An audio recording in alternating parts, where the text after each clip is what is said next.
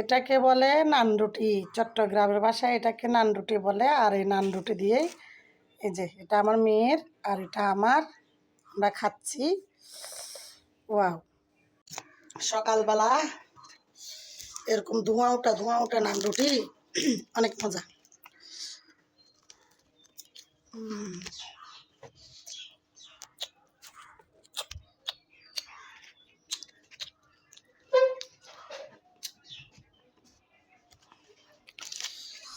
Wow,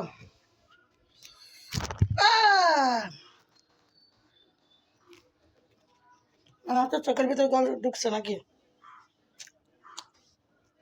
ঢুকছে মানে আলুটা চাপ দিতে যাইয়া কি হয়েছে, হাত থেকে ফসকে বের হয়ে গেছে।